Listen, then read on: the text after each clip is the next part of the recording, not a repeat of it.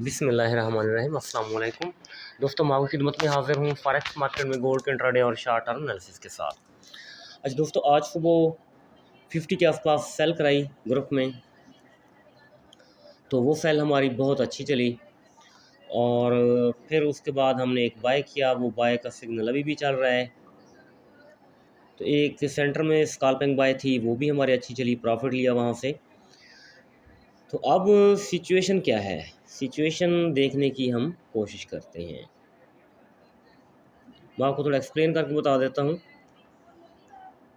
ये pull back है ना, आपको ऊपर नज़र आ रहा है। तो उस पुल बैक का जो एरिया निकलता है वो ये है जो आपको नज़र आ रहा है, 65 से लेके 96 तक। अच्छा जी, मतलब ये हुआ जो ऊपर पुल बैक बनाया था उसका पोटेंशियल यहीं आके ख़त्म हो रहा है। तो मार्केट को एक बार तो ऊपर जाना ही पड़ेगा। और कहाँ तक जाना पड़ेगा, ये एरो मैंने लगाया हुआ है 24 से 29 तक, 3329 से 3324, इस एरिया तक। एक बार तो मार्केट यहाँ जाएगी, उसके बाद फिर हम देखेंगे कि आया ऊपर वाला हमारा जोन ब्रेक हो रहा है या ऊपर वाले जोन को रिस्पेक्ट दे रही है मार्केट। अगर ऊपर वाला जोन हमारा प्ले हुआ, मार्केट सेल में आई, तो हो सकता है मार्केट हमारा ये जो निचला पुल बैक वाला जोन है, एक्सटेंशन जोन है, इसको भी ब्रेक कर जाए। अच्छा, उसकी एक ये है कि 3370 ऊपर ब्लू लाइन से मार्केट आई है, नीचे ब्लू लाइन पड़ी हुई है 3248। ठीक है जी, ब्लू टू ब्लू देखा जाए तो ये भी पॉसिबल है। तो अब देखना ये है कि मार्केट रिजेक्शन किस एरिया से लेती है और आया उसको ब्रेक करती है या ब्रेक नहीं करती। लेकिन उम्मीद काफ़ी है, इंशाल्लाह अल्लाह खैर करेगा।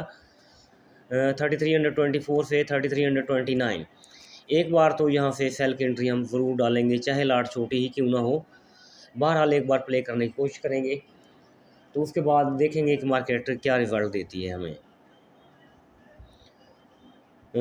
मतलब बाय जोन तो ये निचला है आपका, सेल जोन ऊपर वाला है।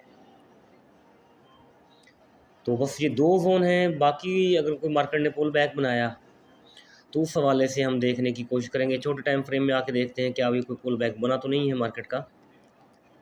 मार्केट निस्बतन स्लो है, नेट भी मेरे पास स्लो है थोड़ा सा। तो दोस्तों, अभी थोड़ा हम चेक करने की कोशिश करते हैं। ये बड़े जोन को हम रिमूव कर देते हैं अपने को। ठीक है जी, मार्केट की एक स्पाइक भी पड़ी हुई है, हमारे ब्रेक इवन हिट की इधर से इसने आके, यहाँ से लेके ये टॉप है,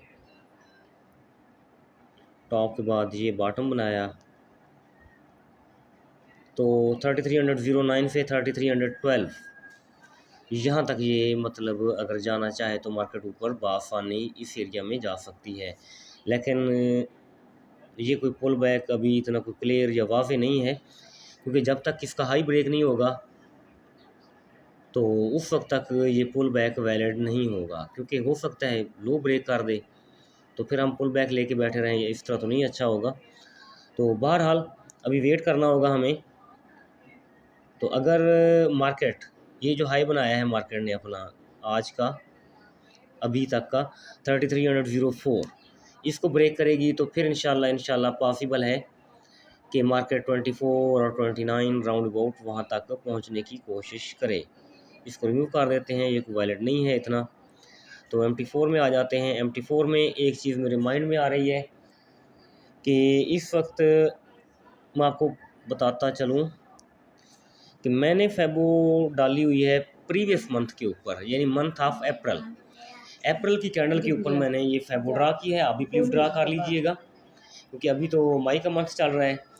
तो प्रीवियस मंथ अप्रैल की रिट्रेसमेंट देनी है मार्केट ने, तो इसको हम चेक करने की कोशिश करते हैं।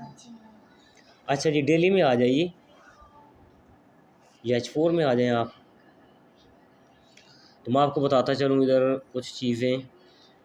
मार्केट पिन पॉइंट 23% ऑफ फेबो, ठीक है जी, यहाँ से नीचे उतरी और पिन पॉइंट 38% ऑफ फेबो यहाँ से ऊपर जाने की कोशिश कर रही है। लेकिन थोड़ा गौर से देखा जाए तो इस लेवल के नीचे इसने थोड़ी सी विक दी है, थोड़ी सी बॉडी दी है। तो इट मीन ये लेवल दूसरे अल्फाज में ब्रेक समझे।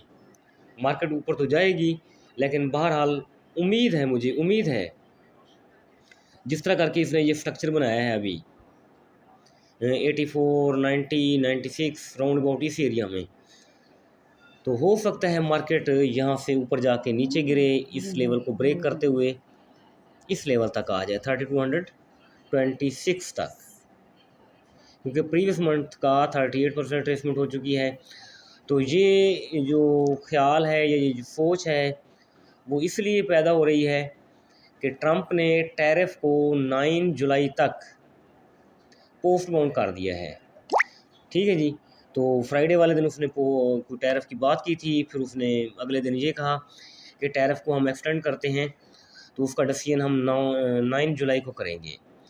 तो अगर वो बात रही इसी तरह तो दो ऑप्शन हो सकते हैं मार्केट के लिए, या तो वो साइडवे रहेगी या फिर थोड़ी थोड़ी करके, थोड़ी थोड़ी आहिस्ता आहिस्ता करके वो नीचे आना शुरू, क्योंकि जुलाई में जून सारा पड़ा हुआ है और 9 दिन फिर जुलाई के पड़े हुए हैं, तो 5-6 दिन ये भी हैं हमारे पास इधर मई के। तो इस तरह समझो तकरीबन 1.5 महीना पड़ा हुआ है।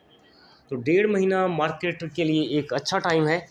तो उस 1.5 महीने में निस्बतन साइडवे और थोड़ा सा डाउन, मेरी सोच है कि मार्केट थोड़ा सा दबाव में रह सकती है, ऊपर इतना ना जाए, क्योंकि ऊपर तो उसी वक्त जाती है जब कोई टैरिफ की बात आती है।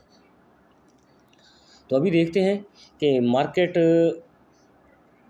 डेली की कैंडल। अच्छा, फिर एक और दिलचस्प बात यहाँ बनती है, आज डेली अगर 90 के ऊपर क्लोज कर जाती है तो कल फिर टॉप से हम सेल करेंगे इस एरिया से। ये जो विक सेंटर में आपको नज़र आ रही है, ये एम बना हुआ है, डब्ल्यू पैटर्न ऊपर जाता है, एम पैटर्न डाउन आता है।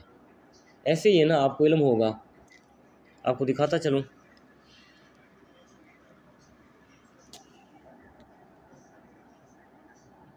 एम बन गया है ना, तो ये एम पैटर्न है। मार्केट थोड़ा ऊपर जाएगी, इसका लेग, इसके लेग की 50% हो सकता है इस एरिया तक, जो सेंटर में आपको नज़र आ रहा है 3323 हमारा लेवल भी वही है जो वो हमने उधर बनाया हुआ है।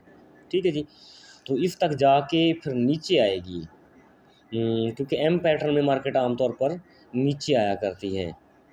नीचे फिर हमारे पास 200 का मूविंग एवरेज है, थोड़ी बहुत सपोर्ट यहाँ की हो सकती है इस एरिया से। 50% फेब रिट्रेसमेंट है ये वाला, तो यहाँ तक भी आ सकती है मार्केट।